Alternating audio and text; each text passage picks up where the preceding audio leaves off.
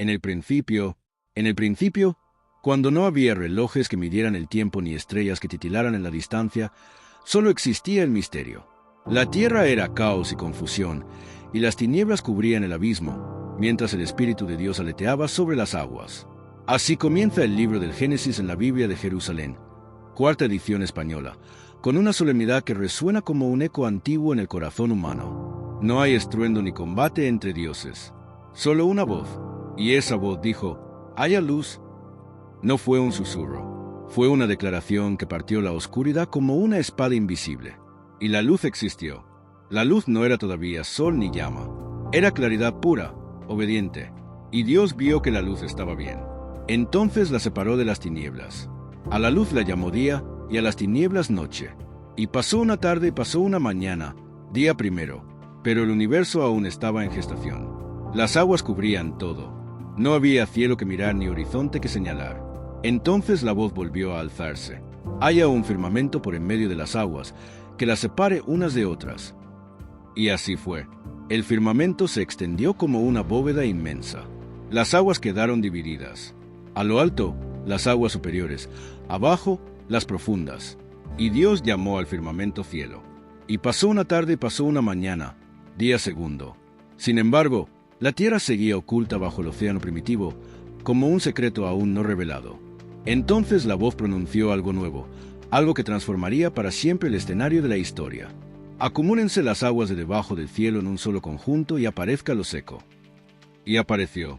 Las aguas retrocedieron obedientes, como si reconocieran autoridad. Surgieron continentes, montañas todavía desnudas, valles silenciosos. A lo seco lo llamó tierra, y al conjunto de las aguas lo llamó mares. Y Dios vio que estaba bien. Pero la tierra no debía quedar desnuda. «Produzca la tierra vegetación, hierbas que den semilla y árboles frutales que den fruto según su especie». Y la tierra respondió como una artista inspirada. Brotes verdes rasgaron el suelo. Árboles se alzaron con ramas llenas de promesas. Semillas ocultaban futuros bosques. Y pasó una tarde, pasó una mañana, día tercero. La escena era hermosa, pero aún faltaba algo: luces que gobernaran el día y la noche, señales para las estaciones, ritmo para el tiempo. Entonces la voz decretó: «Haya luceros en el firmamento del cielo para separar el día de la noche, sirvan de señales para solemnidades, días y años». Y surgieron el sol ardiente para dominar el día, la luna plateada para gobernar la noche, y las estrellas incontables como pensamientos divinos. El cosmos, antes oscuro y silencioso, comenzó a latir con orden y armonía. Y pasó una tarde, pasó una mañana, día cuarto, pero el cielo estaba vacío de movimiento, y los mares, aunque vastos, aún guardaban un silencio expectante. Y entonces, cuando todo parecía dispuesto como un escenario esperando sus actores, la voz volvió a resonar, esta vez con una intención distinta, casi jubilosa. «Bullan las aguas de seres vivientes, y aves vuelen sobre la tierra, frente al firmamento del cielo». Y en ese instante comenzó algo nuevo.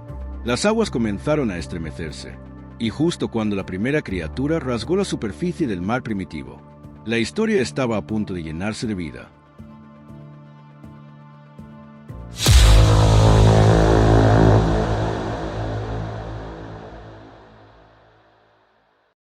El aliento que llena el mundo. La superficie del mar primitivo se rasgó. Lo que hasta entonces había sido silencio y extensión comenzó a vibrar.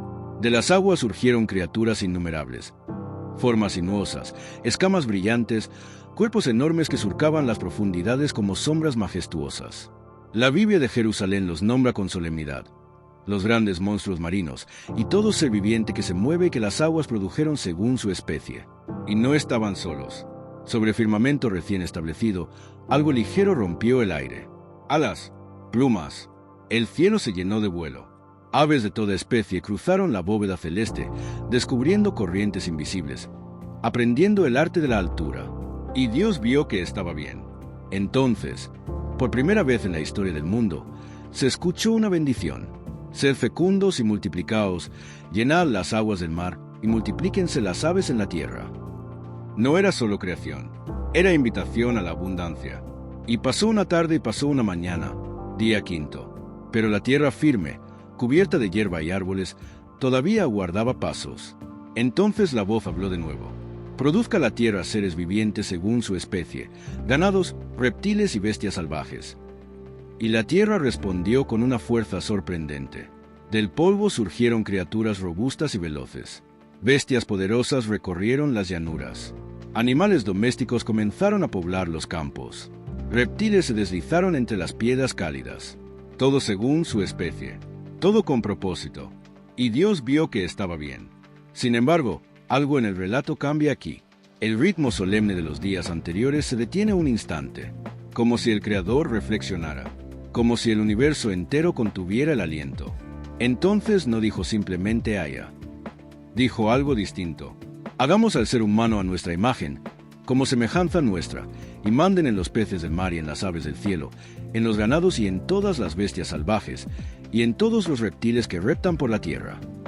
La creación entera, hasta ahora ordenada y fértil, se convierte en antesala.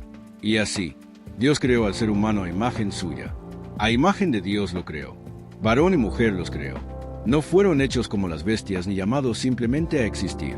Fueron creados para reflejar algo invisible. Y Dios los bendijo. Sed fecundos y multiplicaos, llenad la tierra y sometedla, dominad en los peces del mar, en las aves del cielo y en todo animal que repta sobre la tierra. Se les entregó la tierra como herencia y responsabilidad. Las semillas, los frutos, las hierbas, todo alimento dispuesto con generosidad. Por primera vez, la creación tuvo conciencia. Ojos que miraban el cielo, manos que tocaban la tierra, voz que podía responder. Y Dios vio cuanto había hecho, y todo estaba muy bien. No solo bien, muy bien. Y pasó una tarde y pasó una mañana, día sexto. Así quedaron concluidos el cielo y la tierra con todo su ejército. Pero la historia no termina en la actividad, sino en el descanso.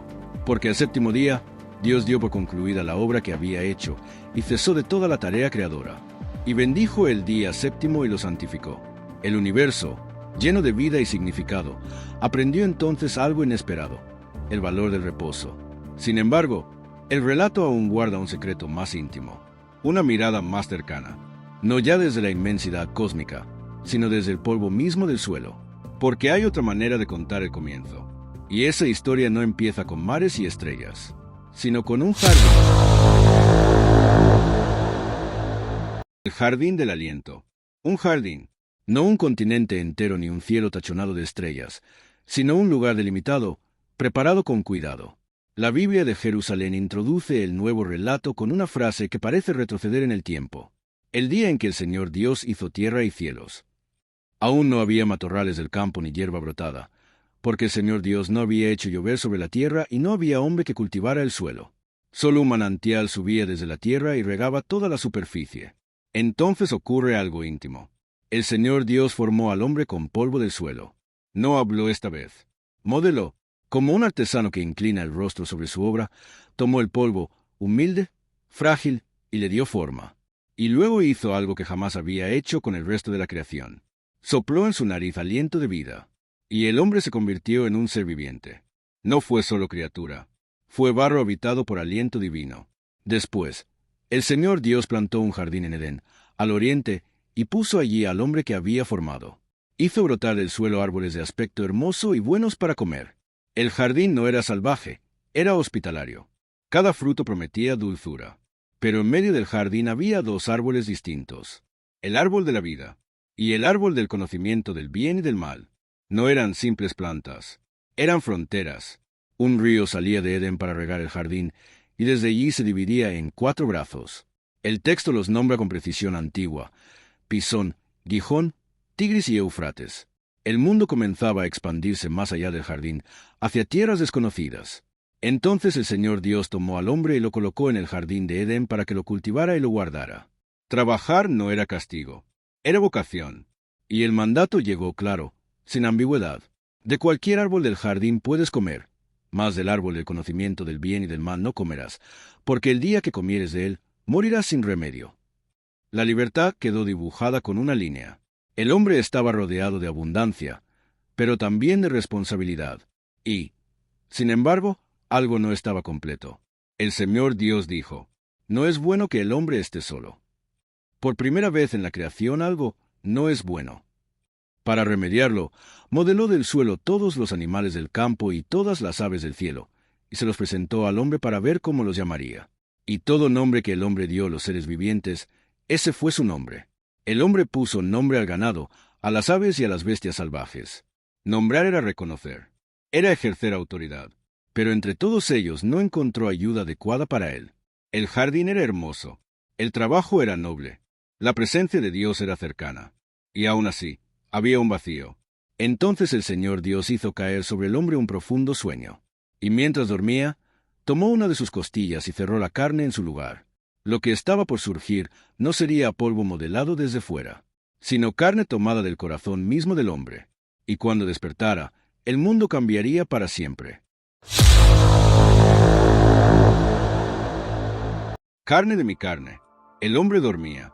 No sabía que en aquel silencio profundo el Señor Dios estaba obrando de un modo distinto, más delicado aún que cuando modeló el barro. Tomó una de sus costillas y cerró la carne en su lugar, y de aquella costilla formó una mujer.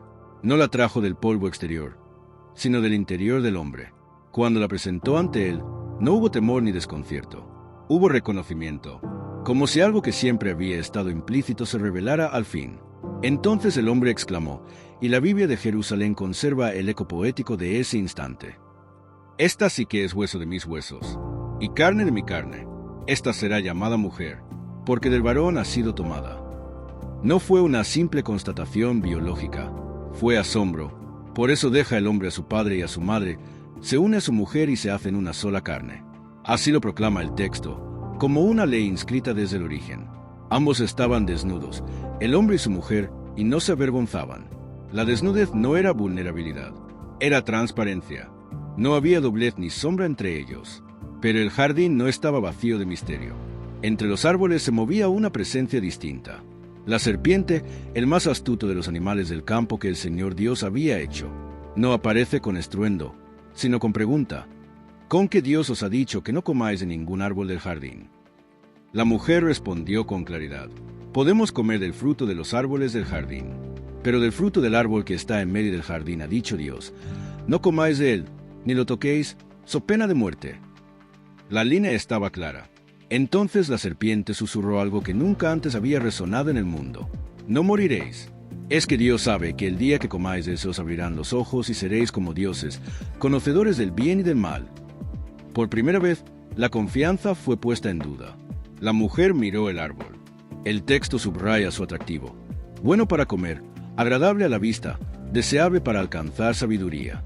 Tomó de su fruto, comió, y dio también a su marido, que estaba con ella, y él comió. No hubo trueno, no cayó fuego del cielo, pero algo invisible se quebró. Entonces se les abrieron los ojos, y descubrieron que estaban desnudos. Ya no era transparencia, era exposición, vulnerabilidad. Se cosieron hojas de higuera y se hicieron ceñidores. El sonido de los pasos del Señor Dios recorriendo el jardín al fresco del día ya no produjo alegría, produjo miedo, y el hombre y su mujer se escondieron entre los árboles. El que había sido formado del polvo y vivificado por el aliento ahora temía la voz que le dio vida. Entonces el Señor Dios llamó al hombre: ¿dónde estás? No era una pregunta geográfica, era la primera pregunta dirigida al corazón humano, y la respuesta, temblorosa, marcó el inicio de una historia que ya no sería solo de armonía, sino también de ruptura. Te oí en el jardín y tuve miedo, porque estaba desnudo, y me escondí. El jardín seguía allí, pero ya no era el mismo, y lo que vendría después no sería solo diálogo, sino juicio. La voz que juzga y la puerta que se cierra. ¿Quién te ha hecho saber que estabas desnudo? ¿Acaso has comido del árbol del que te prohibí comer? La pregunta no era acusación airada, era oportunidad, pero el hombre respondió desviando el peso: la mujer que me diste por compañera me dio del árbol, y comí. La mujer, a su vez: la serpiente me engañó, y comí. La armonía se había fracturado en algo más que desobediencia. Ahora había ruptura entre ellos, culpa desplazada, confianza herida. Entonces el Señor Dios habló, no con el haya creador de los primeros días, sino con palabras que marcarían la condición humana. A la serpiente le dijo que sería maldita entre todos los animales, que se arrastraría sobre su vientre y comería polvo todos los días de su vida. Y en medio de esa sentencia, una promesa misteriosa: Pondré enemistad entre ti y la mujer, entre tu linaje y su linaje. Él te aplastará la cabeza, mientras tú le acechas el talón. Un anuncio velado de lucha futura, de esperanza sembrada en medio del juicio. A la mujer le habló del dolor en la maternidad y de la tensión en la relación con el hombre. Al hombre le dijo que la tierra quedaba maldita por su causa, que con fatiga sacaría de ella el alimento, que el sudor marcaría su frente, que el polvo de que fue tomado reclamaría su destino, porque polvo eres y al polvo volverás.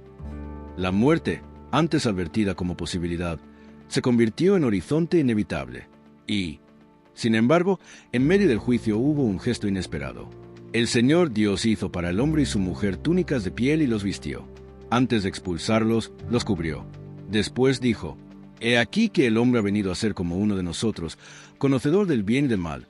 Ahora, pues, no vaya a alargar su mano, tomar también del árbol de la vida, y comer y vivir para siempre. La inmortalidad en estado de ruptura habría sido condena eterna. Así que el Señor Dios lo expulsó del jardín de Edén para que cultivara el suelo del que había sido tomado. Colocó al oriente del jardín querubines y la llama de la espada fulgurante para guardar el camino del árbol de la vida. La puerta se cerró. El jardín quedó atrás. El hombre y la mujer caminaron hacia un mundo más vasto y más áspero. La historia humana comenzaba fuera del Edén, bajo el peso de la libertad mal usada y la promesa aún incomprendida. Pero la vida no se detuvo. Eva concibió y dio a luz a Caín, diciendo: He adquirido un varón con el Señor. Luego dio a luz a su hermano Abel. 2 hermanos, 2 ofrendas, 2 caminos, y el eco del jardín, aunque lejano, todavía resonaba en la conciencia humana. Pero pronto ese eco sería cubierto por algo más oscuro que el miedo: la sangre derramada sobre la tierra.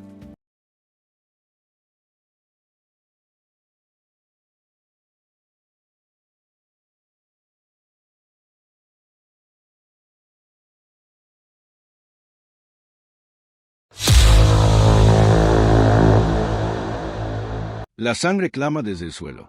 La tierra, que había sido bendecida con semillas y frutos, ahora conocería algo nuevo. Caín era labrador, Abel, pastor de ovejas.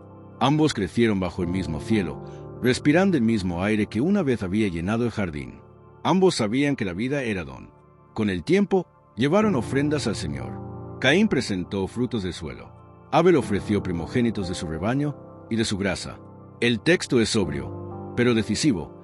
El Señor miró con agrado a Abel y su ofrenda, mas a Caín y su ofrenda no los miró con agrado. No explica cómo, no describe fuego ni señal visible, solo una diferencia en la mirada divina. Y Caín se enfureció, su rostro se abatió. Entonces el Señor le habló antes de que la tragedia sucediera: ¿Por qué andas irritado y por qué se ha abatido tu rostro? ¿No es cierto que, si obras bien, podrás alzarlo? Pero si no obras bien, el pecado está agazapado a la puerta. Te acecha como fiera y tú debes dominarlo. Era advertencia y confianza a la vez. El mal no era destino inevitable, era una fuerza a dominar. Pero Caín no respondió con dominio, sino con invitación engañosa: Vamos al campo. Y cuando estuvieron en el campo, Caín se abalanzó sobre su hermano Abel y lo mató. La tierra, que había recibido el sudor de Adán, recibió ahora la sangre de Abel. Entonces el Señor dijo a Caín: ¿Dónde está tu hermano Abel? Otra pregunta dirigida al corazón, y la respuesta fue fría: No sé, ¿soy yo acaso el guardián de mi hermano? El eco del ¿dónde estás? Del jardín resuena aquí, pero ahora el silencio es más pesado. ¿Qué has hecho? La voz de la sangre de tu hermano clama a mí desde el suelo. La sangre tiene voz. La tierra, testigo muda, se convierte en acusadora. Caín fue maldito lejos del suelo que abrió su boca para recibir la sangre de su hermano. Cuando lo cultivara, ya no le daría su fuerza. Sería errante y vagabundo. Y Caín temió, no por Abel, por sí mismo. Mi culpa es demasiado grande para soportarla. Cualquiera que me encuentre me matará. Pero incluso entonces, el juicio no fue aniquilación. El Señor puso una señal a Caín para que nadie lo matara. Justicia y misericordia, entrelazadas de forma inquietante. Caín salió de la presencia del Señor y habitó en la tierra de Nod, al oriente del Edén. Siempre al oriente, más lejos, y allí edificó una ciudad. La humanidad comenzó a organizarse, a multiplicarse, a desarrollar artes y oficios. Surgieron pastores nómadas, músicos que tañían la cítara y la flauta, forjadores de bronce y hierro. La civilización avanzaba. pero también la violencia. Lamec, descendiente de Caín, proclamó con orgullo haber matado por una herida recibida, multiplicando la venganza. La espiral crecía. Sin embargo, la historia no se cerró en esa línea oscura. Adán conoció de nuevo a su mujer, y ella dio a luz un hijo, al que llamó Set. Dios me ha concedido otro descendiente en lugar de Abel. Y con Set comenzó otra genealogía. Un nombre nuevo apareció en el mundo. Enos.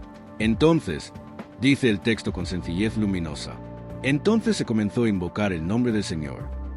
En medio de la violencia, surgió la oración, y la humanidad, dividida entre sangre y esperanza, avanzó hacia generaciones que acumularían años como montañas, hasta que la maldad no sería solo acto aislado, sino corrupción extendida por toda la tierra. Cuando la tierra se llenó de violencia, las generaciones comenzaron a contarse como si el tiempo se hubiera vuelto ancho y profundo. Adán vivió 130 años y engendró a Set. Set vivió 105 y engendró a Enos.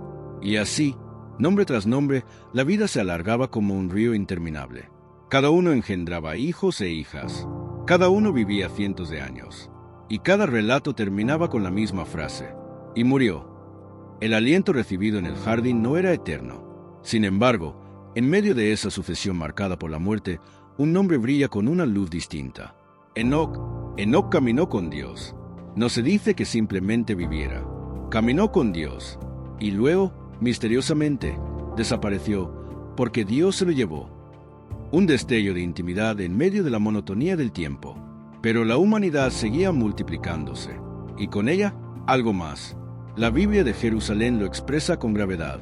El Señor vio que la maldad del hombre cundía en la tierra y que todos los pensamientos que ideaba su corazón eran siempre y solamente malos. No era un error aislado, no era un crimen puntual, era una inclinación constante. La violencia llenó la tierra. El texto se atreve a decir algo sobrecogedor. Al Señor le pesó haber hecho al hombre en la tierra y se indignó en su corazón. El Creador, que vio que todo era muy bueno, ahora contempla corrupción generalizada. Entonces pronunció una decisión terrible.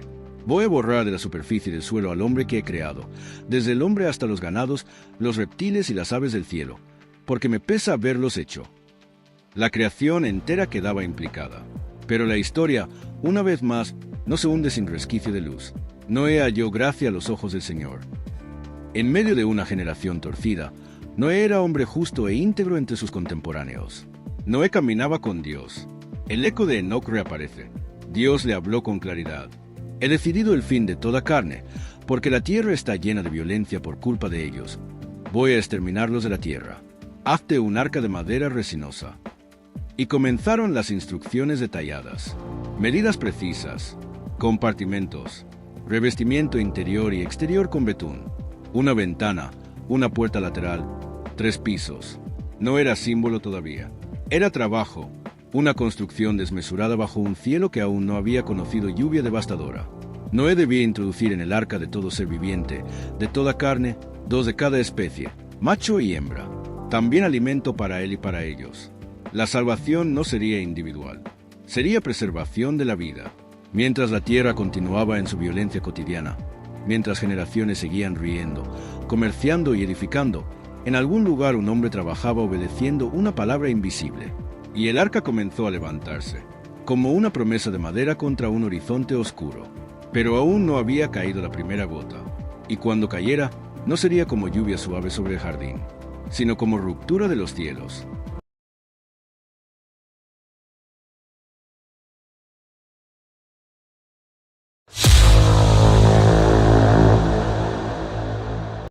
Cuando se abrieron las compuertas del abismo, el arca estaba terminada.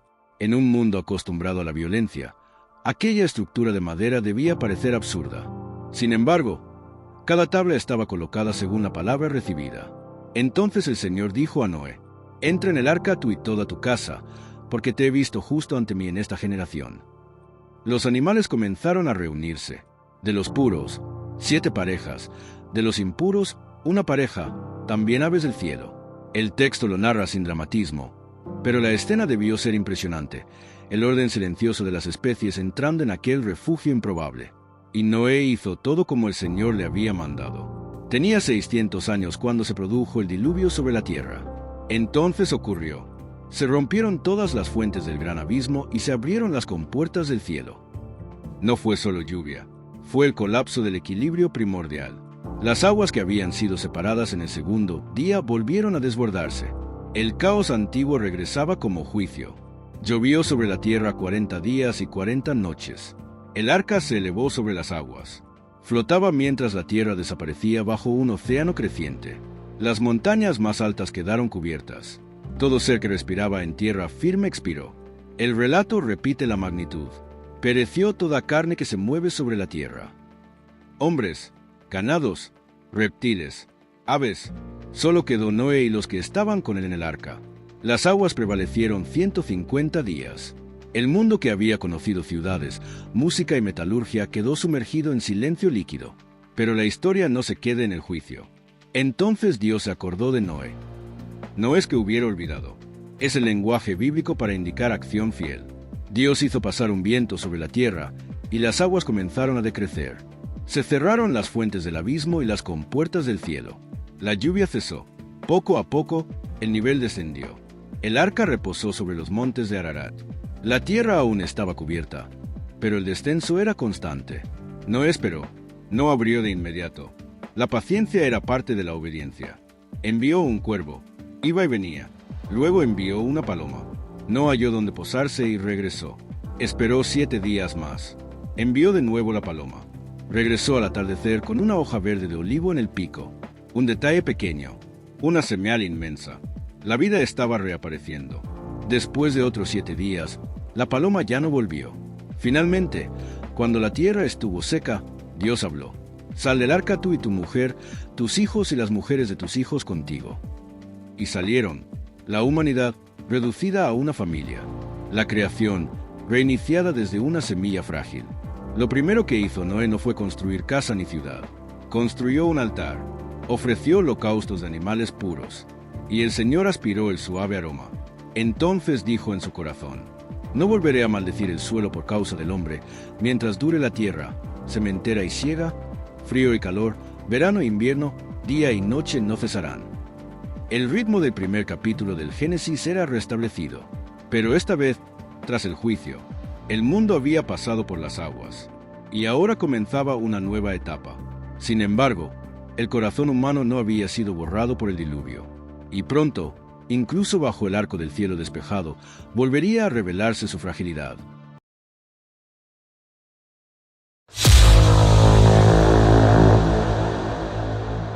El arco en las nubes. La tierra estaba limpia. El aire tenía la claridad de un mundo recién lavado. Las montañas emergían firmes. Los ríos comenzaban a trazar de nuevo sus caminos. Y en medio de aquella renovación, Dios habló a Noé y a sus hijos. Las primeras palabras fueron eco del principio. Sed fecundos, multiplicaos y llenad la tierra. La humanidad recibía de nuevo la misión original.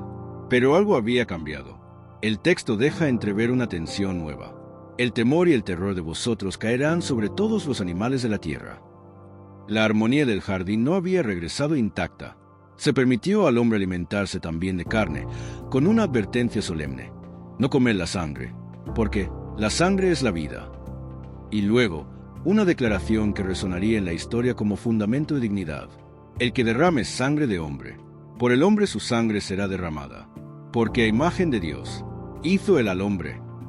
Incluso después del diluvio, la imagen divina permanece. Entonces Dios estableció una alianza, no solo con Noé, no solo con su descendencia, sino con todo ser viviente. Nunca más las aguas se convertirían en diluvio para destruir toda carne, y como señal visible de esa promesa, colocó su arco en las nubes, no como arma tensada hacia la tierra, sino como arco suspendido, colgado en el cielo. Cada vez que las nubes se cubrieran y el arco apareciera, sería recuerdo de una palabra irrevocable. El cielo ya no solo amenazaba, también prometía, pero la historia humana no tardó en mostrar que el diluvio no había purificado del todo el corazón. Noé comenzó a cultivar la tierra y plantó una viña. Bebió del vino, se embriagó y quedó desnudo dentro de su tienda. La desnudez vuelve a aparecer en el relato como un eco distante del jardín. Cam, padre de Canaán, vio la desnudez de su padre y lo contó a sus hermanos.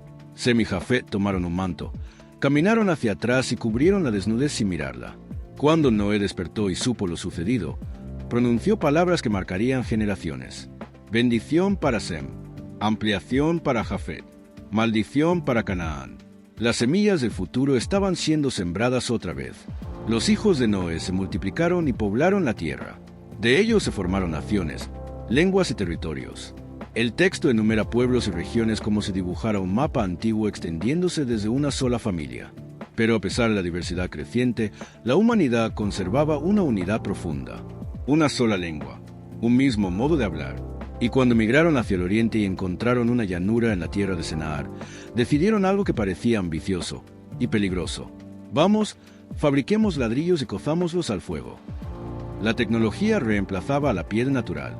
Y luego dijeron, vamos, edifiquémonos una ciudad y una torre cuya cúspide llegue hasta el cielo, y hagámonos un nombre, no sea que nos dispersemos por toda la tierra. Un nombre propio, una seguridad construida, una unidad basada en orgullo. La humanidad, una vez más, extendía la mano hacia lo alto, y el Señor descendió para ver la ciudad y la torre que edificaban los hijos de los hombres. La escena se prepara. La tierra ya no sería destruida por agua, pero algo estaba a punto de quebrarse de otro modo. La torre y la dispersión. La torre se elevaba sobre la llanura de Senaar como una declaración de desafío. Ladrillo sobre ladrillo, cocidos al fuego, unidos con betún. No era un acto impulsivo, era un proyecto colectivo. Hagámonos un nombre, habían dicho. En el trasfondo de esa frase late un deseo antiguo. No depender, no dispersarse, no desaparecer en el anonimato del mundo. El Señor descendió para ver la ciudad y la torre. El lenguaje es irónico. La construcción que pretendía tocar el cielo requiere que Dios baje para observarla. Entonces dijo, he aquí que todos forman un solo pueblo y todos hablan una misma lengua. Esto no es más que el comienzo de su actividad. Ahora nada de cuanto se propongan les será imposible. La unidad, cuando se orienta al orgullo, puede convertirse en fuerza peligrosa. Vamos, bajemos y confundamos allí su lengua, de modo que no entienda cada cual el habla de su prójimo. La palabra que había creado el mundo ahora fractura la comunicación. De pronto, lo que antes era entendimiento fluido se convirtió en incomprensión. Órdenes que ya no se entendían, planos que no coincidían, frustración creciente. La obra se detuvo, y el Señor los dispersó desde allí por toda la superficie de la tierra. La ciudad fue llamada Babel, porque allí confundió el Señor la lengua de toda la tierra. El intento de evitar la dispersión terminó provocándola. La humanidad quedó repartida en pueblos, culturas y lenguas diversas. Pero en medio de esa fragmentación, el relato estrecha su foco. De las naciones dispersas, el texto vuelve a una línea concreta, la descendencia de Sem. Se suceden nombres y edades, como en los tiempos antiguos, Arfaxad, Selah, Eber, hasta llegar a Tera. Tera engendró a Abram, a Nahor y a Harán, y Harán engendró a Lot. La historia universal comienza a concentrarse en una familia. Tera tomó a Abram, a Sarai, mujer de Abram, y a Lot, hijo de Harán, y salieron de Ur de los Caldeos para dirigirse a la tierra de Canaán. Pero al llegar a Harán se establecieron allí. El viaje quedó incompleto, y allí, en medio de esa pausa geográfica, aparece un dato que pesa como sombra. Sarai era estéril, no tenía hijos. En un mundo donde la promesa divina parecía ligada a descendencia y multiplicación, la esterilidad introduce una tensión nueva. La humanidad ha sido creada, juzgada, dispersada. Ahora la historia se prepara para girar en torno a una promesa particular. No a toda la humanidad en bloque, sino a un hombre llamado Abraham. Y cuando el Señor le hable, no será para confundir su lengua, sino para invitarlo a salir.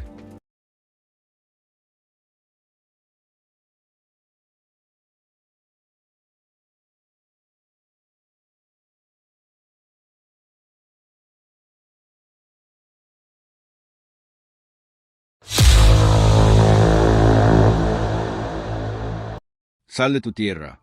El mundo estaba disperso. Lenguas distintas, pueblos distintos, historias se comenzaban a divergir como ríos después de una crecida. Y en medio de esa humanidad fragmentada, el Señor habló a un hombre concreto, no a una multitud. A Abraham, sal de tu tierra, de tu patria y de la casa de tu padre, hacia la tierra que yo te mostraré. No le dio un mapa, no le explicó el trayecto, le dio una promesa. Haré de ti una gran nación, te bendeciré, engrandeceré tu nombre, y sé tú una bendición. Bendeciré a quienes te bendigan y maldeciré a quienes te maldigan. Por ti se bendecirán todos los linajes de la tierra. En Babel, los hombres quisieron hacerse un nombre. Aquí, Dios promete engrandecer el nombre de Abraham. La iniciativa cambia de manos. Abraham tenía 75 años cuando salió de Harán, como el Señor le había dicho. Tomó consigo a Sarai su mujer, a Lot su sobrino y todos los bienes que habían adquirido. El viaje comenzó. Atravesaron tierras, cruzaron fronteras invisibles, caminaron hacia lo desconocido guiados por una palabra. Cuando llegaron a la tierra de Canaán, el Señor se apareció a Abraham y le dijo: «A tu descendencia daré esta tierra». Descendencia. La palabra vuelve a sonar con fuerza. Pero Sara era estéril. Abraham edificó allí un altar al Señor que se le había aparecido. Luego continuó su marcha, levantando tiendas y altares. Cada altar era memoria de una promesa. Cada tienda, señal de que aún no era el destino definitivo. Pero la tierra prometida no era sencilla. Sobrevino hambre en el país. La promesa no eliminó la dificultad. Abraham descendió a Egipto para residir allí, porque el hambre era fuerte, y en Egipto el miedo se apoderó de él. Temió que, por la belleza de Sarai, lo mataran para tomarla. Entonces pidió que dijera que era su hermana. La fe que lo había impulsado a salir ahora convivía con el temor. Sarai fue llevada a la casa del faraón. Abraham recibió bienes por causa de ella. Pero el Señor hirió al faraón y a su casa con grandes plagas a causa de Sarai. La promesa no dependía de la perfección de Abraham. Faraón lo llamó y le reclamó: «¿Qué me has hecho?». Y lo despidió con su mujer y todo lo que tenía. Abraham volvió a la tierra, al lugar del altar que había hecho al principio. Allí invocó el nombre del Señor. La historia de la promesa avanzaba entre actos de fe y momentos de debilidad. Y pronto, la abundancia misma se convertiría en causa de separación. Porque tanto Abraham como Lot tenían muchos rebaños. Y la tierra no bastaba para ambos. La bendición comenzaba a tensar la convivencia. Y habría que elegir.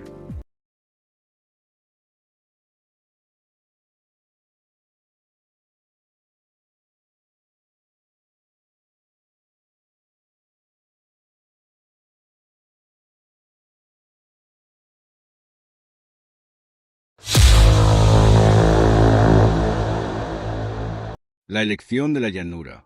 Los rebaños crecían, carpas extendidas, pastores moviéndose de un lado a otro, polvo levantado por animales innumerables. La bendición prometida comenzaba a hacerse visible en riqueza tangible. Pero la tierra no bastaba para ambos. Hubo disputas entre los pastores de Abraham y los de Lot. Y el texto añade un detalle inquietante. El cananeo y el pericita habitaban entonces en el país. No estaban solos. Abraham habló con serenidad. «No haya disputa entre nosotros, porque somos hermanos. ¿No está todo el país ante ti? Sepárate de mí. Si vas a la izquierda, yo iré a la derecha, y si tú a la derecha, yo a la izquierda». Renunció al derecho de elegir primero. Lot alzó los ojos, y vio la llanura del Jordán, bien regada por todas partes, como el jardín del Señor, como la tierra de Egipto. La comparación no es casual. Era fértil, verde, atractiva. Lo escogió para sí toda la llanura del Jordán y se estableció hacia el oriente. Siempre hacia el oriente. Se separaron. Abraham permaneció en la tierra de Canaán, mientras Lot acampó entre las ciudades de la llanura y plantó sus tiendas hasta Sodoma. Y el texto añade, como una sombra proyectada hacia el futuro. Los hombres de Sodoma eran malos y pecadores en extremo contra el Señor. Después de que Lot se separó, el Señor habló de nuevo a Abraham. «Alza ahora los ojos y mira desde el lugar donde estás, hacia el norte y el sur, hacia el oriente y el occidente. Toda la tierra que ves te la daré a ti y a tu descendencia para siempre». Lot había alzado los ojos para elegir por sí mismo. Abraham ahora alza los ojos por invitación divina. La perspectiva cambia cuando la promesa es el fundamento. «Haré tu descendencia como el polvo de la tierra». Si alguien puede contar el polvo de la tierra, también tu descendencia será contada. Polvo, el mismo elemento del que fue formado el primer hombre. Ahora símbolo de multiplicación. Abraham se desplazó y fue a establecerse junto al encinar de Mamre, en Hebrón, y allí edificó un altar al Señor. Otra vez altar, otra vez confianza en lo invisible. Pero la historia no se detendría en contemplación, porque pronto las guerras de reyes sacudirían la región, y Lot, el que había elegido la llanura fértil, quedaría atrapado en un conflicto que no había previsto. La elección había sido libre, las consecuencias inevitables, y Abraham, el hombre llamado a bendecir, tendría que decidir si permanecer distante o intervenir.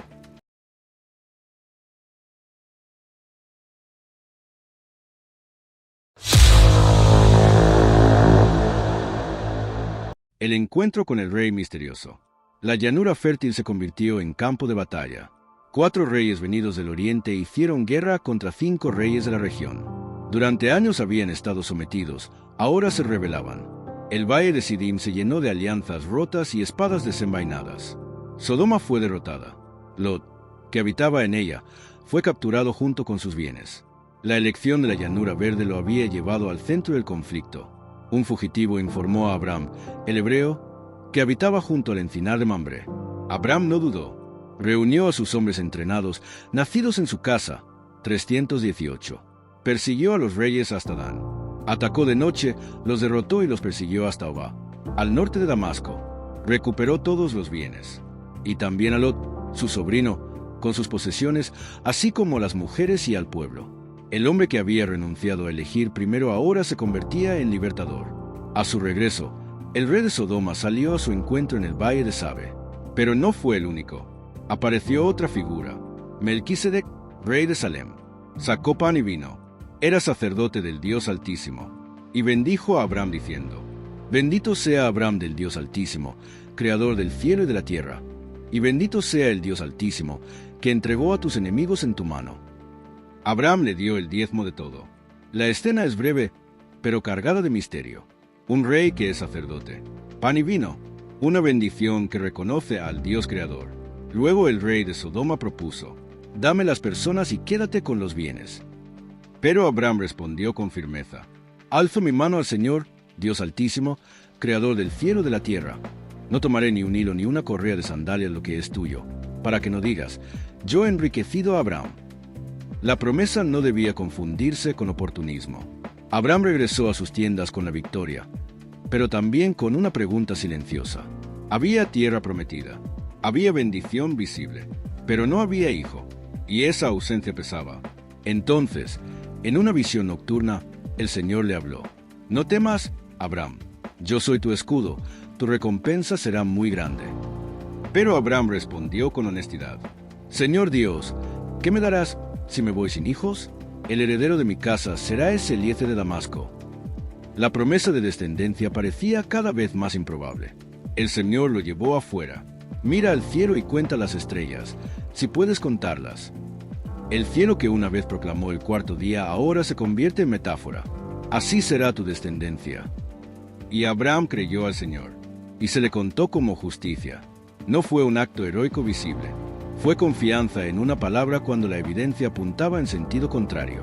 Pero la historia de la promesa aún requería un pacto más profundo.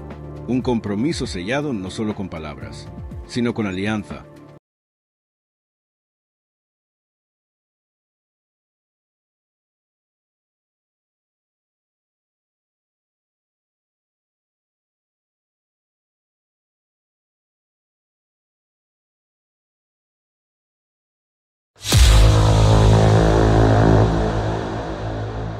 La alianza bajo las estrellas.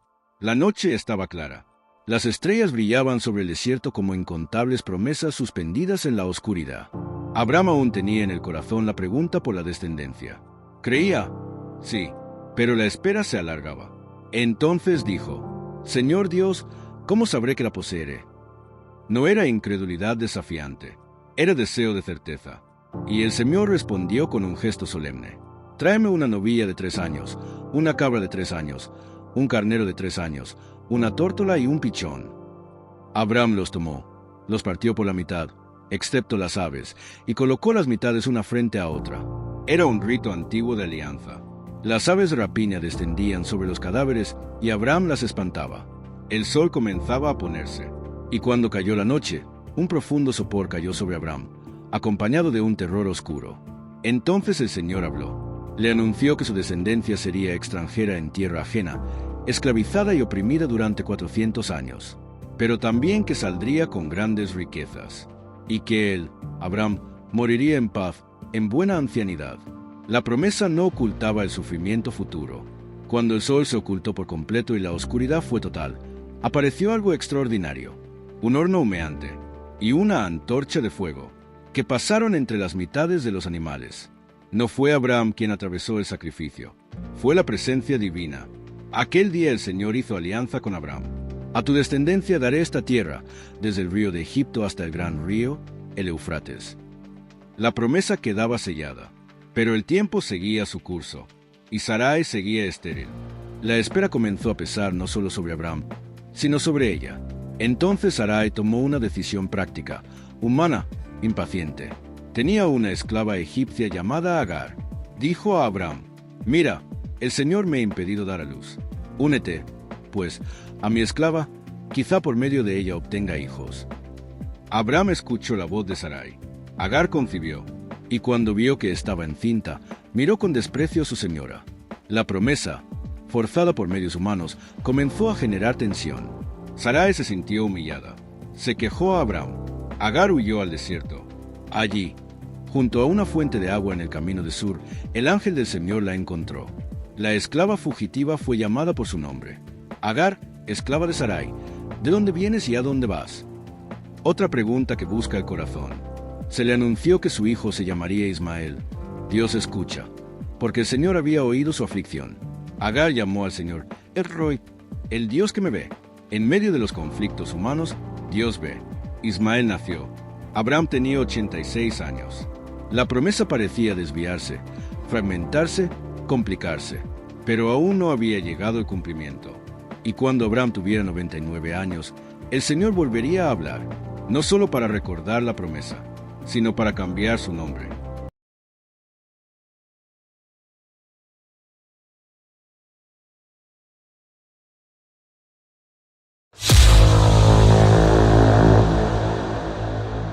Un nombre nuevo, una señal eterna. Abraham tenía 99 años cuando el Señor se le apareció y dijo: «Yo soy el Shaddai, camina en mi presencia y sé perfecto». La llamada no era solo recibir promesas, sino vivir en coherencia con ellas. Y añadió: «Estableceré mi alianza entre yo y tú, y te multiplicaré sobremanera». Abraham cayó rostro en tierra. Entonces Dios habló con claridad renovada: «Ya no te llamarás Abraham, sino que tu nombre será Abraham, porque padre de una multitud de naciones te he constituido». El nombre cambiaba, la identidad se expandía, de padre en potencia a padre de multitudes. Y la promesa se amplió, reyes saldrían de él. La alianza sería perpetua para su descendencia. La tierra de Canaán sería posesión eterna. Pero también hubo una señal visible de la alianza: la circuncisión. Todo varón sería circuncidado como signo del pacto entre Dios y Abraham. No era símbolo externo superficial. Era marca en la carne, recordatorio permanente de pertenencia. Y no solo él. A Sarai, tu mujer, no la llamarás ya Sarai, sino que su nombre será Sara. También ella recibe nombre nuevo. La bendeciré, y de ella te daré un hijo. La bendeciré y será madre de naciones. Reyes de pueblos saldrán de ella. Abraham cayó sobre su rostro y rió. No risa burlona, sino incredulidad asombrada. ¿A un hombre de 100 años le va a nacer un hijo? ¿Y Sara, a sus 90, dará a luz? La biología gritaba imposibilidad, pero la promesa no dependía de la fuerza humana. Abraham mencionó a Ismael. «Ojalá viva Ismael en tu presencia». Pero Dios respondió: «No, Sara, tu mujer, te dará un hijo, y le pondrás por nombre Isaac». Isaac, el rey. La risa de incredulidad se transformaría en risa de cumplimiento. La alianza pasaría por ese hijo. Ismael sería bendecido y multiplicado. Sí, pero el pacto se establecería con Isaac. Y cuando terminó de hablar con él, Dios subió dejando a Abraham en el silencio del desierto. Ese mismo día, Abraham circuncidó a Ismael y a todos los varones de su casa, tal como Dios le había mandado. La obediencia acompañaba la promesa, pero el cumplimiento aún parecía distante. Sara seguía sin concebir. Y, sin embargo, muy pronto, bajo la sombra de unos encinares, 3 visitantes aparecerían ante Abraham. Y una risa, esta vez de Sara, resonaría dentro de una tienda.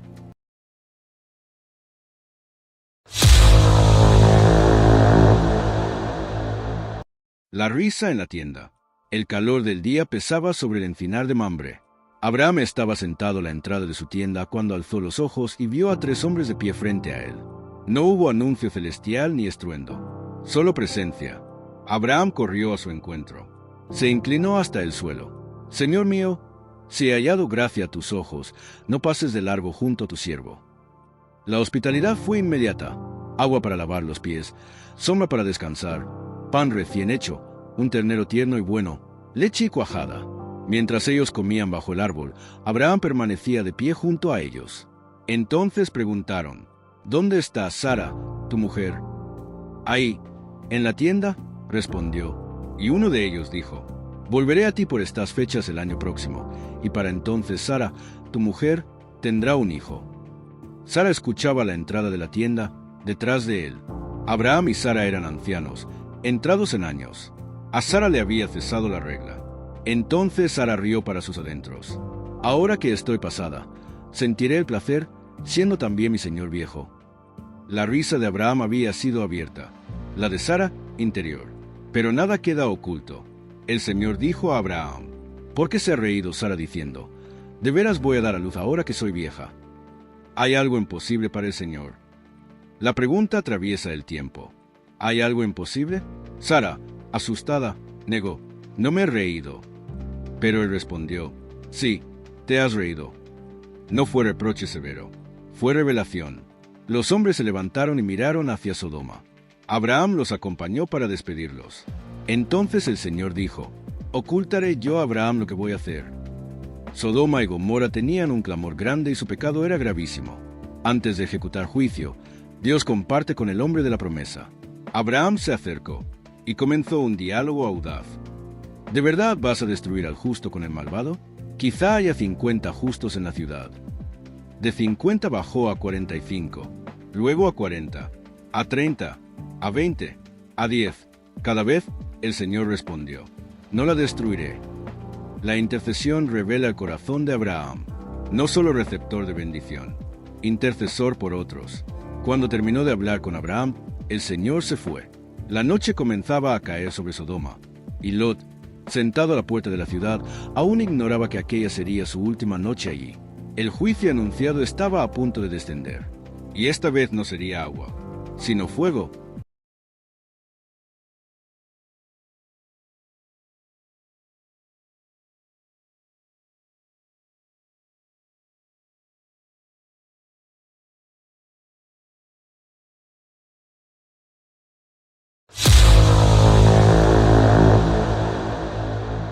La noche del fuego.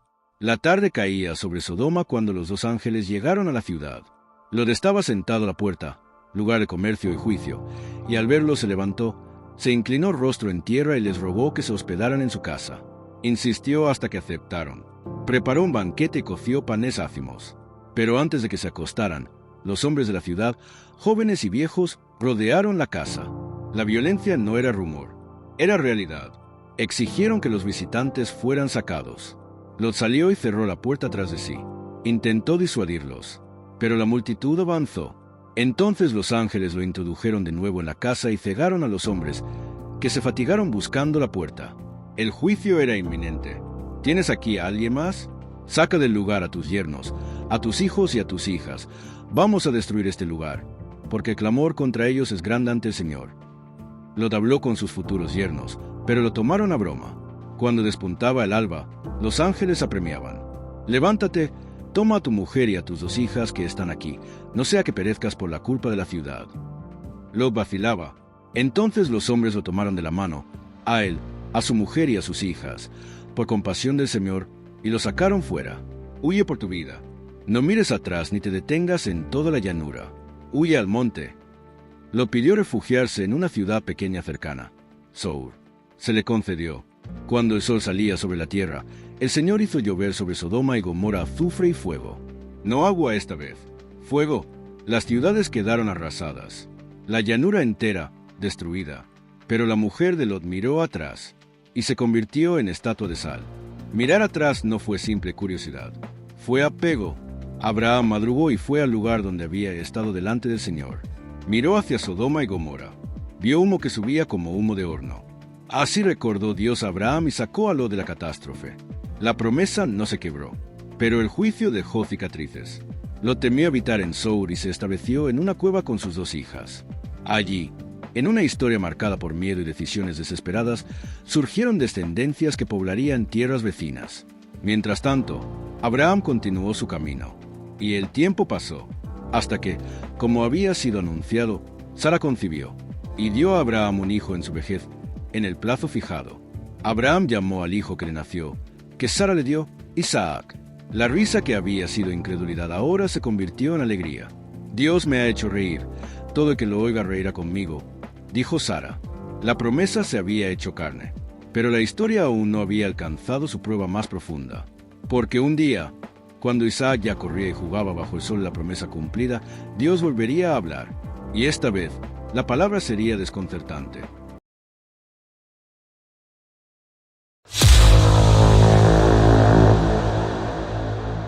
La montaña de la prueba. Isaac crecía. Era hijo de la risa y del imposible vencido. Cada paso suyo era memoria viva de la promesa. Abraham lo miraba y veía en él estrellas contadas bajo la noche del desierto. Entonces, un día, Dios puso a prueba a Abraham. No fue anuncio público, fue una llamada íntima. Abraham, aquí estoy, respondió. La misma disponibilidad de siempre. Pero la orden estremecía. Toma a tu hijo, tu único, al que amas, a Isaac, y vete a la tierra de Moria. Ofrécelo allí en holocausto sobre uno de los montes que yo te indicaré. La promesa y la orden parecían irreconciliables. Sin embargo, Abraham se levantó de madrugada, ensilló su asno, tomó consigo a 2 criados y a su hijo Isaac, cortó leña para el holocausto, y partió hacia el lugar que Dios le había dicho. 3 días de camino, 3 días de silencio interior. Al tercer día alzó Abraham los ojos y vio el lugar de lejos. Dijo a sus criados: «Quedaos aquí con el asno. El muchacho y yo iremos hasta allí. Adoraremos y volveremos a vosotros». Fe, esperanza, palabra pronunciada sin comprender del todo, cargó la leña sobre Isaac. Él mismo llevaba el fuego y el cuchillo. Padre e hijo caminaban juntos. Entonces Isaac habló: «Padre mío, aquí estoy, hijo mío. Aquí está el fuego y la leña, pero ¿dónde está el cordero para el holocausto?». Abraham respondió: «Dios proveerá el cordero para el holocausto, hijo mío». Y siguieron caminando juntos. Llegaron al lugar. Abraham levantó el altar, colocó la leña, ató a Isaac y lo puso sobre el altar, encima de la leña. Extendió la mano, tomó el cuchillo. En ese instante, el ángel del Señor lo llamó desde el cielo: «Abraham, Abraham, aquí estoy. No alargues tu mano contra el muchacho ni le hagas nada. Ahora sé que temes a Dios, pues no me has negado a tu hijo, tu único». Abraham alzó los ojos. Vio un carnero enredado por los cuernos en un zarzal. Lo tomó y lo ofreció en holocausto en lugar de su hijo. Y llamó a aquel lugar: «El Señor provee». La promesa no exigía destrucción, exigía confianza total.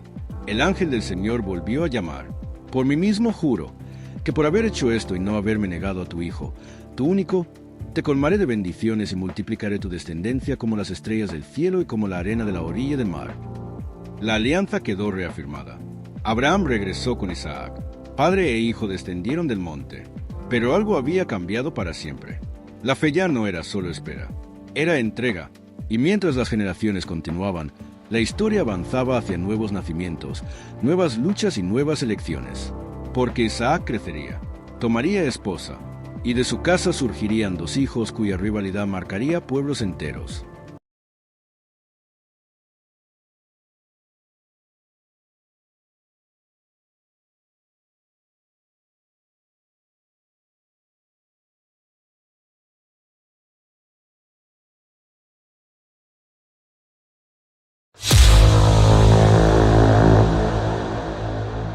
Los gemelos y la primogenitura.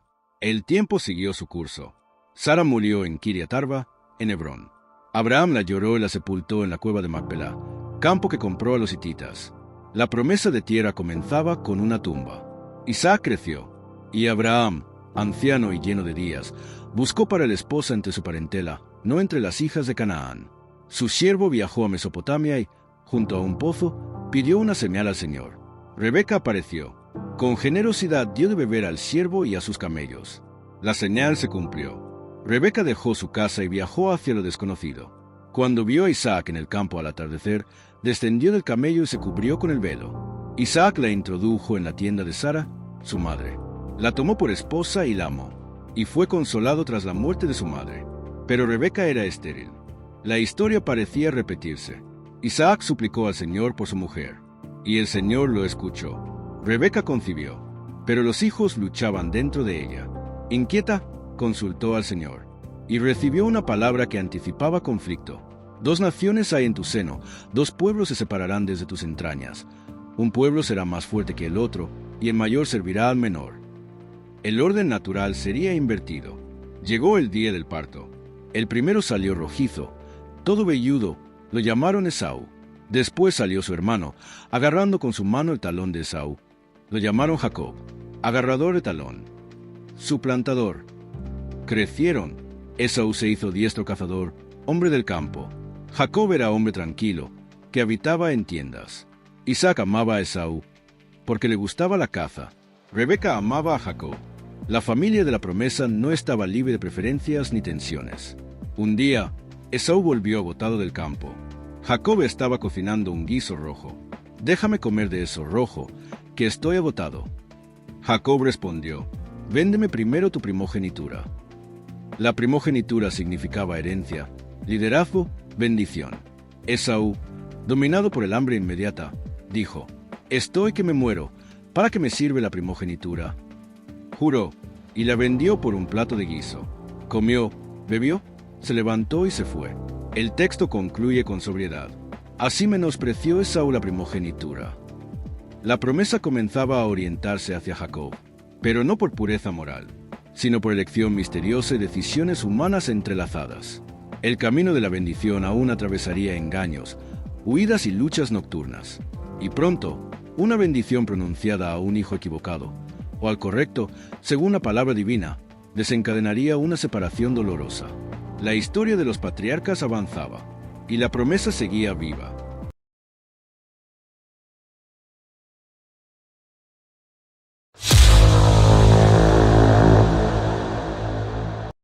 La bendición robada.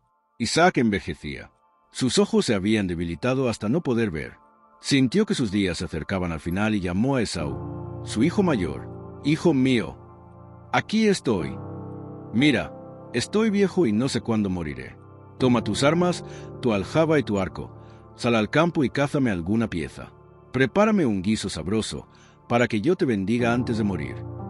La bendición del padre no era simple deseo, era transmisión de destino. Pero Rebeca escuchaba. Recordaba la palabra recibida antes del nacimiento: «El mayor servirá al menor». Llamó a Jacob. Le ordenó traer 2 cabritos del rebaño para preparar el guiso como le gustaba a Isaac. «Tú se lo llevarás a tu padre, para que te bendiga antes de morir». Jacob vaciló. «Esaú es velludo y yo soy lampiño. Quizá me palpe mi padre y aparezca ante él como impostor». Rebeca asumió el riesgo. Cubrió las manos y el cuello de Jacob con pieles de cabrito. Le dio el guiso y el pan. Jacob entró. «Padre mío, aquí estoy». «¿Quién eres, hijo mío?». El momento quedó suspendido. «Yo soy Esaú, tu primogénito. He hecho como me dijiste». La voz era la de Jacob, las manos las de Esaú. Isaac dudó, lo palpó. La voz es la voz de Jacob, pero las manos son las manos de Esaú. Comió, bebió, y finalmente pronunció la bendición. «Que Dios te dé del rocío del cielo, y de la riqueza de la tierra, abundancia de trigo y mosto, que pueblos te sirvan, y naciones se inclinen ante ti. Sé señor de tus hermanos». Cuando Jacob salió, Esaú regresó de la caza. Preparó el guiso. Entró. «Levántate, padre mío, y come de la caza de tu hijo». Isaac tembló violentamente. «¿Quién eres?». «Soy tu hijo, tu primogénito, Esaú». El engaño quedó expuesto. Esaú lanzó un grito grande y amargo. «Bendíceme también a mí, padre mío». Pero la bendición principal ya había sido pronunciada. Isaac habló sobre palabras más duras. Viviría de la espada, serviría a su hermano, aunque llegaría el día en que rompería su yugo. Esaú guardó rencor. Decidió matar a Jacob cuando pasaran los días de luto por su padre. Rebeca lo supo, y dijo a Jacob: «Huye a casa de mi hermano Labán, en Harán. Quédate allí hasta que pase el enojo de tu hermano». La historia de la promesa avanzaba mediante fuga. Jacob partió solo. Dejó atrás casa, padre, hermano. Caminaba hacia lo desconocido, y al caer la noche, en un lugar cualquiera, tomó una piedra por almohada. No sabía que esa piedra sería testigo de un sueño que cambiaría su vida, porque allí, en el desierto, el cielo volvería a abrir. La escalera al cielo. Jacob estaba solo. Había salido de Beerseba y se dirigía hacia Harán. No llevaba herencia, ni escolta, ni certeza. Solo la bendición y el peso del engaño. Cuando el sol se puso, se detuvo en cierto lugar. Tomó una piedra, la puso como almohada, y durmió. Entonces soñó. Vio una escalera apoyada en la tierra cuya cima tocaba el cielo. Ángeles de Dios subían y descendían por ella, y sobre la escalera estaba el Señor. La promesa volvió a pronunciarse, como eco fiel a través de generaciones. Yo soy el Señor, Dios de Abraham tu padre y Dios de Isaac. La tierra en que estás acostado te la daré a ti y a tu descendencia. Tu descendencia será como el polvo de la tierra. En ti y en tu simiente serán benditas todas las familias de la tierra. Yo estoy contigo, te guardaré donde quiera que vayas y te haré volver a esta tierra. Jacob despertó sobresaltado. Ciertamente el Señor está en este lugar, y yo no lo sabía. Tuvo temor. ¡Cuán terrible es este lugar! No es otra cosa que casa de Dios y puerta del cielo. Se levantó temprano, tomó la piedra que había usado por almohada, la erigió como señal, derramó aceite sobre ella, y llamó a aquel lugar Betel, casa de Dios. Hizo un voto: si Dios está conmigo, me guarda en este camino, me da pan para comer y vestido para vestir, y vuelvo en paz a casa de mi padre, el Señor será mi Dios, y de todo lo que me des, el diezmo apartaré para ti. Jacob todavía negociaba. Todavía medía la fidelidad divina en términos condicionales. Pero la promesa no dependía de la perfección de Jacob. Dependía de la fidelidad de Dios. La escalera del sueño no era un mérito humano. Era un puente de gracia. Y así, con esa visión grabada en el alma, Jacob reanudó su viaje. En Harán lo esperaba trabajo duro, engaños reflejados como en espejo, amores complicados y 12 hijos. El suplantador sería suplantado. El engañador sería engañado, y el Dios de Betel lo acompañaría en cada giro. El engañador engañado. Jacob llegó a la tierra de los hijos del oriente. Junto a un pozo vio pastores y rebaños. Preguntó por Labán, hijo de Nacor. ¿Lo conocemos? En ese momento apareció Raquel, hija de Labán, con las ovejas de su padre. Jacob removió la piedra del pozo, abrevó el rebaño, y lloró. Era pariente, era extranjero, y estaba solo. Labán lo recibió con entusiasmo. Tras un mes, le dijo: ¿por ser mi pariente me servirás de balde? Dime cuál será tu salario. Jacob amaba a Raquel. Propuso trabajar 7 años por ella.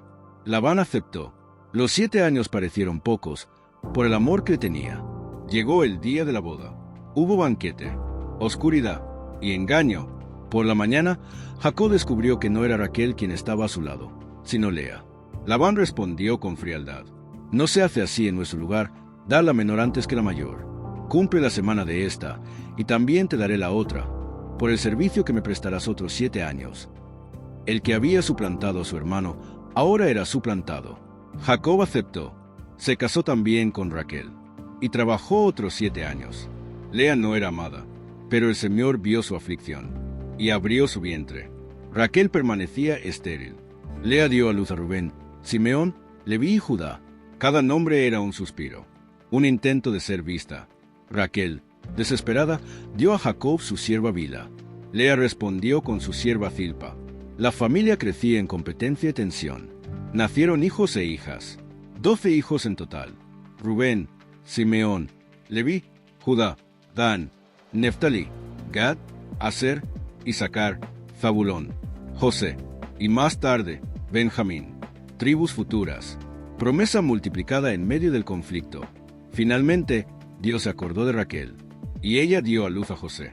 Jacob, después de 20 años de servicio, decidió regresar a su tierra, pero no saldría con las manos vacías. Dios lo prosperó en medio de la astucia de Labán. Rebaños crecieron, riquezas aumentaron, y el extranjero sin nada ahora era cabeza de un clan numeroso. Sin embargo, antes de volver a la tierra prometida, debía enfrentar algo más difícil que Labán. Debía enfrentar a Esaú, el hermano herido, el pasado no resuelto. El temor volvió. Y la noche anterior al encuentro, Jacob se quedaría solo una vez más. Pero esta vez no soñaría, lucharía.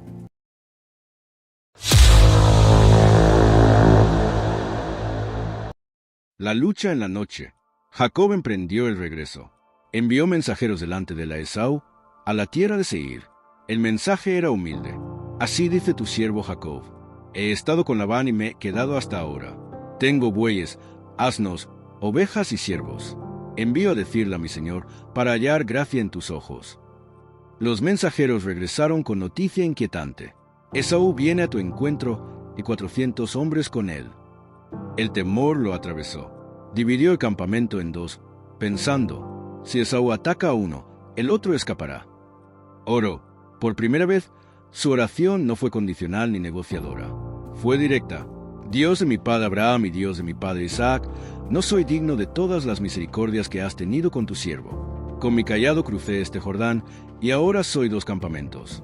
Líbrame, te ruego, de la mano de mi hermano. Preparó regalos abundantes para Esaú: cabras, ovejas, camellos, vacas y asnos. Los envió por grupos, cada uno con el mismo mensaje: es un presente de tu siervo Jacob, él viene detrás de nosotros. Aquella noche hizo pasar a sus esposas, hijos y posesiones al otro lado del arroyo Jaboc, y quedó solo. Entonces ocurrió lo inexplicable. Un hombre luchó con él hasta el amanecer. No fue sueño, fue combate, cuerpo a cuerpo. Cuando vio que no podía con él, tocó el encaje de su muslo y se descoyuntó mientras luchaban. Déjame, porque raya el alba. Jacob respondió con determinación nueva: no te dejaré si no me bendices. El hombre preguntó: ¿cuál es tu nombre? Jacob, el nombre que significaba suplantador. Entonces declaró: no se dirá más tu nombre Jacob, sino Israel, porque has luchado con Dios y con los hombres y has vencido. Israel, el que lucha con Dios. Jacob pidió el nombre del hombre. No lo recibió, pero recibió bendición. Cuando salió el sol, Jacob cojeaba. Había ganado y había sido herido. Llamó a aquel lugar Peniel. He visto a Dios cara a cara y fue librada mi alma. Desde entonces, caminó con una marca, no como castigo, sino como recuerdo. La fuerza ya no estaría en su astucia, sino en la dependencia. Al amanecer, Israel levantó los ojos. Esaú venía. El pasado se acercaba, pero el hombre que lo esperaba ya no era el mismo que huyó años atrás. El abrazo inesperado. Israel avanzó delante de su familia. Organizó el campamento con prudencia. Primero las siervas con sus hijos, luego Lea y los suyos, y al final Raquel con José. Pero él pasó delante de todos. Se inclinó 7 veces hasta llegar a su hermano. Esaú corrió hacia él, no con espada, con brazos abiertos. Lo abrazó, se echó sobre su cuello, lo besó, y lloraron. El rencor que Jacob temía se había disuelto en años de distancia. A veces el miedo alimenta fantasmas que la realidad no confirma. Esaú preguntó por las mujeres y los niños. Cada grupo se acercó y se inclinó.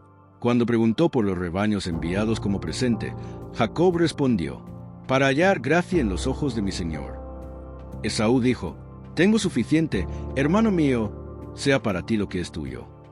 Pero Jacob insistió: si he hallado gracia en tus ojos, acepta mi presente, porque ver tu rostro es como ver el rostro de Dios, pues me has recibido con agrado. El que había visto a Dios en la noche ahora veía gracia en el rostro de su hermano. Esaú aceptó. Luego propuso caminar juntos hacia Seir. Jacob, con prudencia, declinó la oferta alegando el paso lento de los niños y el ganado. Se separaron en paz. Esaú volvió a Seir. Israel continuó hacia Sucó y luego a Siquem. Levantó un altar. Lo llamó: el Dios de Israel es Dios. Ya no era solo el Dios de Abraham o de Isaac, era su Dios. Sin embargo, la historia no se volvió tranquila.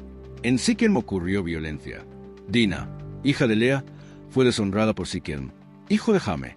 Simeón y Leví respondieron con engaño y sangre. Jacob temió represalias de los pueblos vecinos. La familia de la promesa seguía marcada por conflictos humanos. Dios le dijo entonces: levántate, sube a Betel y habita allí. Volver al lugar del primer encuentro. Antes de subir, Jacob ordenó: quitad los dioses ajenos que hay entre vosotros, purificaos y mudad vuestros vestidos. Enterraron los ídolos bajo una encina. La casa debía limpiarse antes de volver a la casa de Dios. En Betel, Dios volvió a aparecer. Confirmó el nombre Israel. Reafirmó la promesa de descendencia y tierra. Pero el camino incluyó dolor. Raquel murió al dar a luz a Benjamín. Fue sepultada en el camino a Efrata. Isaac, el padre, murió también y fue sepultado por Esaú e Israel juntos. 2 hermanos, un mismo padre, una historia compleja. Y ahora, entre los hijos de Israel, comenzaría una nueva etapa. Una túnica especial, un sueño inquietante, y celos que cambiarían el destino de la familia.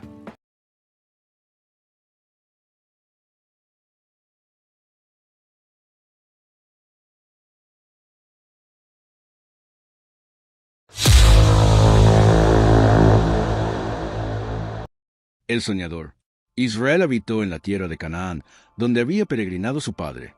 Tenía 12 hijos, pero amaba a José más que a todos, porque lo había tenido en su vejez, hijo de Raquel, la amada. Le hizo una túnica especial, una túnica larga y ornamentada. Los hermanos lo notaron.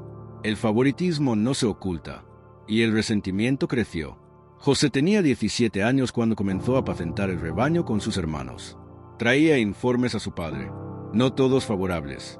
El ambiente se tensaba. Entonces vinieron los sueños. Primer sueño. Estábamos atando gavillas en el campo. Mi gavilla se levantaba y permanecía erguida. Vuestras gavillas la rodeaban y se inclinaban ante la mía. Los hermanos respondieron con ironía y enojo. ¿Reinarás tú sobre nosotros? El odio aumentó. Segundo sueño. El sol, la luna y 11 estrellas se inclinaban ante mí. Esta vez Israel lo reprendió. ¿Acaso yo, tu madre y tus hermanos vendremos a postrarnos ante ti? Pero guardó el asunto en su corazón. Los hermanos no. Un día fueron a pastorear cerca de Siquem. Israel envió a José para ver cómo estaban. Lo vieron de lejos. Antes de que se acercara, conspiraron. Ahí viene el soñador. Propusieron matarlo, arrojarlo a una cisterna, decir que una bestia lo había devorado, y ver qué sería de sus sueños.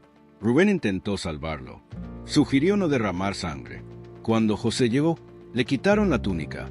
Lo arrojaron a una cisterna vacía. Se sentaron a comer. La frialdad del momento es casi insoportable. Mientras José clamaba desde la fosa, ellos comían. Entonces vieron una caravana de ismaelitas que iba hacia Egipto. Judá propuso venderlo. ¿Qué ganamos con matarlo? Vendámoslo. Lo sacaron. Lo vendieron por 20 piezas de plata. Y la caravana partió hacia Egipto. Tomaron la túnica, la mancharon con sangre de cabra, la llevaron a su padre. Esto hemos hallado. Reconoce si es la túnica de tu hijo. Israel la reconoció. Rasgó sus vestidos. Lloró muchos días. Descenderé enlutado a mi hijo hasta el Seol. Nadie podía consolarlo. Mientras tanto, en Egipto, José era vendido a Potifar, oficial del faraón. El soñador descendía. De la casa del padre a la cisterna, de la cisterna a la esclavitud. Pero los sueños no habían muerto, solo estaban comenzando su camino.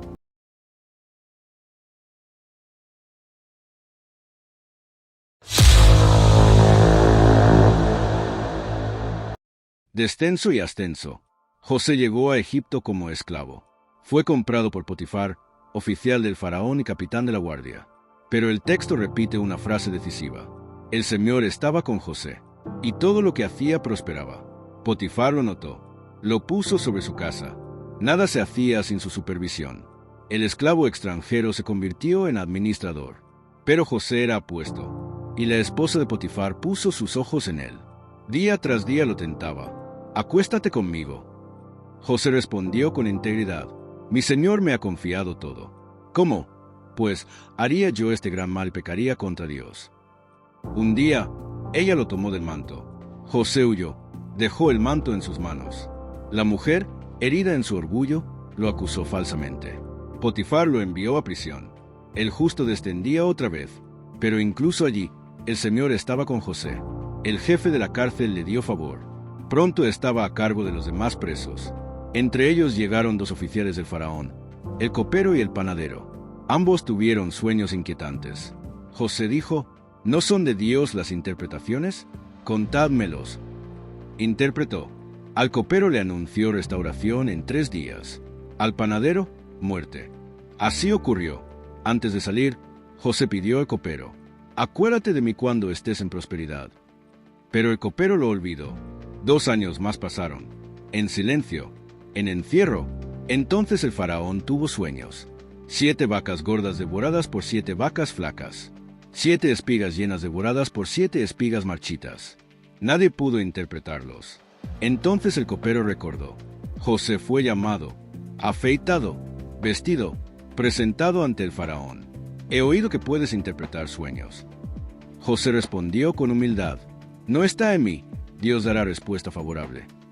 Interpretó: vendrían 7 años de abundancia seguidos por 7 años de hambre devastadora. Propuso un plan de administración. Faraón reconoció sabiduría en él. «Hallaremos a otro como este, en quien esté el Espíritu de Dios». Lo nombró gobernador de Egipto, segundo después del faraón. Le dio anillo, vestiduras, collar. Lo hizo subir a su carro. El esclavo se convirtió en gobernante. De la cisterna al palacio. Los 7 años de abundancia llegaron. José almacenó grano en gran cantidad. Luego vino el hambre, no solo en Egipto, también en Canaán, y en la casa de Israel, los hermanos de José comenzarían a sentirla, sin saber que el alimento que necesitaban estaba bajo la autoridad del hermano que vendieron. Los sueños comenzaban a cumplirse.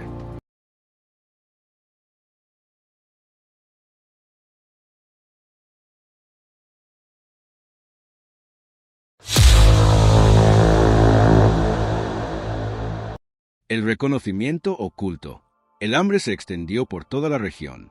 En Canaán, Israel oyó que había grano en Egipto. Dijo a sus hijos: «¿Por qué os estáis mirando unos a otros? Descended y comprad para que vivamos y no muramos». 10 hermanos partieron. Benjamín quedó en casa. Israel temía perderlo también. Cuando llegaron a Egipto, se postraron ante el gobernador de la tierra. Se inclinaron rostro en tierra. El sueño se movía en silencio. José lo reconoció. Ellos no lo reconocieron. El joven de la túnica era ahora señor de Egipto, vestido con lino fino y hablando por intérprete. José habló con dureza: «Sois espías. Habéis venido para ver lo descubierto del país». Ellos se defendieron: «No, señor, somos 12 hermanos, hijos de un hombre en Canaán.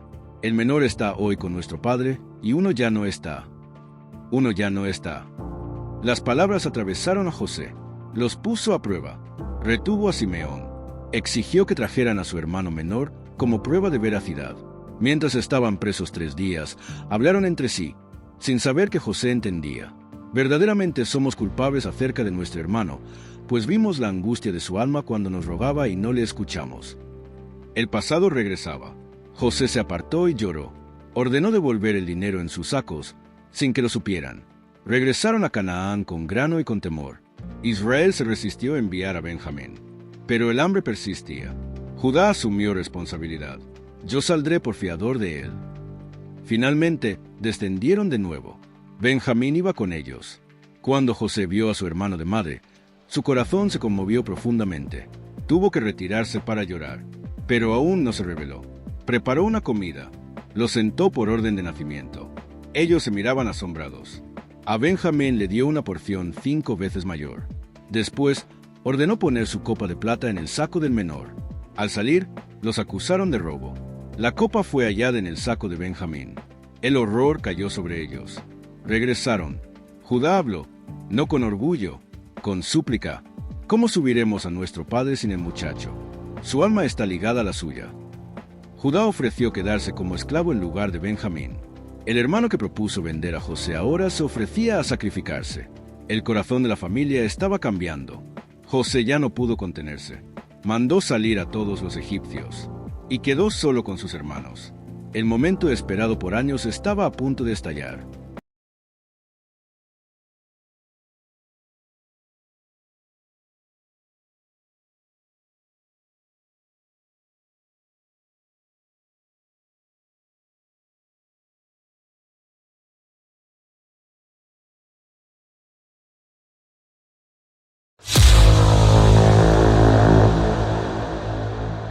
Yo soy José. La sala quedó en silencio. Solo los hermanos. Solo el pasado. José lloraba tan fuerte que los egipcios lo oyeron desde fuera. Entonces dijo en su propia lengua: «Yo soy José. ¿Vive aún mi padre? El impacto fue devastador. No pudieron responderle. Estaban turbados, aterrados. El hermano vendido, el gobernador de Egipto, el soñador. José se acercó. «Acercaos, por favor». Y repitió: «Yo soy vuestro hermano José, a quien vendisteis para Egipto». No negó la herida, la nombró, pero añadió algo que transformó la historia. «Ahora no os entristezcáis ni os pese haberme vendido acá, porque para preservación de vida me envió Dios delante de vosotros». La venta fue real, la culpa fue real, pero también lo fue la providencia. No fuisteis vosotros quienes me enviasteis acá, sino Dios.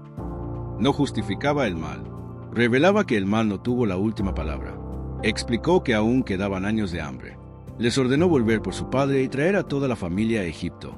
Los establecería en la región de Gosén. Allí vivirían, allí serían preservados. Se echó sobre el cuello de Benjamín y lloró. Besó a todos sus hermanos. Después de años de silencio, hablaron. Faraón aprobó el traslado. Envió carros para traer a Israel. Cuando llegaron a Canaán y contaron lo sucedido, Israel no lo creyó. Pero cuando vio los carros enviados por José, su espíritu revivió. «Basta, mi hijo José vive aún. Iré y le veré antes que muera». Israel descendió a Egipto. En Berseba ofreció sacrificios. Dios le habló en visión nocturna. «No temas descender a Egipto, porque allí haré de ti una gran nación. Yo descenderé contigo, y ciertamente te haré volver». El anciano partió con toda su casa. Cuando José fue a su encuentro, se echó sobre su cuello y lloró largamente. Israel dijo: «¿Muera yo ahora, ya que he visto tu rostro?». La familia fue establecida en Gosén. Prosperaron, crecieron. La promesa seguía viva, pero la historia no terminaba con prosperidad. Con el tiempo, Israel envejeció. Llamó a José. Le pidió que no lo sepultara en Egipto. Quería descansar en la tierra prometida, porque la historia no era solo supervivencia, era promesa, y el Dios que había guiado a Abraham, Isaac, Jacob e Israel no olvidaría su palabra.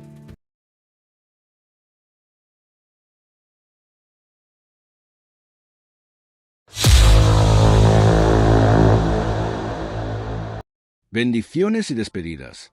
Los años pasaron. Israel envejeció en tierra de Egipto. Antes de morir, hizo llamar a José con sus 2 hijos, Manasés y Efraín. Se incorporó con esfuerzo sobre el lecho. Recordó la promesa recibida en Betel. Dios me bendijo y me dijo: «Te haré fructificar y multiplicar». Adoptó a los hijos de José como propios. Los bendeciría como tribus en Israel. Cuando José colocó a Manasés, el mayor, a la derecha de su padre, y a Efraín, el menor, a la izquierda, Israel cruzó las manos. Puso su derecha sobre el menor. José intentó corregirlo, pero Israel insistió. «Lo sé, hijo mío, lo sé. También él será pueblo, pero su hermano menor será mayor que él». Una vez más, el orden natural se invertía. La historia de la promesa nunca dependió de jerarquías humanas. Luego llamó a todos sus hijos. Uno por uno habló sobre ellos. No solo palabras afectivas, profecías. A Rubén le recordó su inestabilidad. A Simeón y Leví, su violencia. A Judá le dio palabras distintas.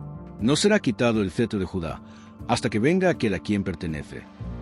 De Judá vendría el liderazgo. La línea mesiánica comenzaba a perfilarse. A José lo bendijo con abundancia, rama fructífera junto a una fuente. Cuando terminó, Israel recogió sus pies en la cama y murió. Fue llevado a Canaán, sepultado en la cueva de Macpelá, junto a Abraham e Isaac. Después de su muerte, los hermanos temieron: «Quizá José nos guarde rencor». Le enviaron mensaje pidiendo perdón. José lloró al oírlo. Respondió con una de las frases más profundas de la historia: «Vosotros pensasteis mal contra mí, mas Dios lo encaminó a bien, para hacer lo que vemos hoy, mantener en vida a mucho pueblo». El mal fue real, pero la soberanía fue mayor. José vivió hasta ver a sus descendientes. Antes de morir, hizo jurar a los hijos de Israel: «Dios ciertamente os visitará, y haréis llevar de aquí mis huesos». No quería quedar en Egipto, porque la historia aún no terminaba. Había promesa de regreso. Había futuro más allá del exilio. José murió. Fue embalsamado, puesto en un ataúd en Egipto. Un ataúd que se convertiría en recordatorio silencioso de esperanza. El libro no cierra con triunfo, cierra con espera.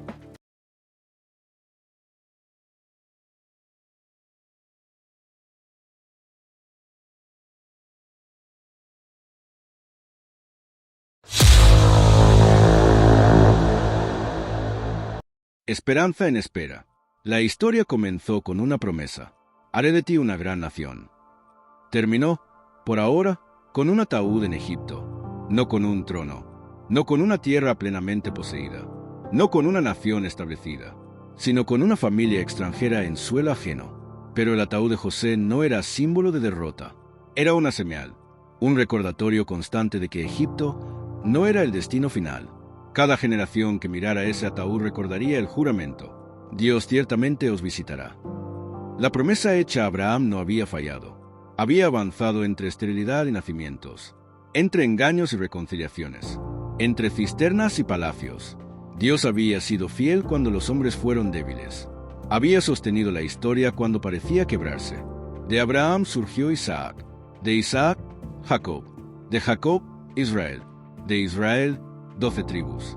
Y ahora, en Egipto, esas tribus crecerían, pero también olvidarían, y serían oprimidas, y clamarían. Y el Dios que escuchó a Agar en el desierto, que habló a Abraham bajo las estrellas, que luchó con Jacob en la noche, que acompañó a José en la prisión, volvería a actuar, porque la historia de la promesa no terminó en Génesis, solo cambió de escenario. El ataúd esperaba, la nación crecería, la esclavitud vendría, el clamor subiría, y un día Dios levantaría un libertador. La historia continuaría, la promesa seguiría viva. Fin.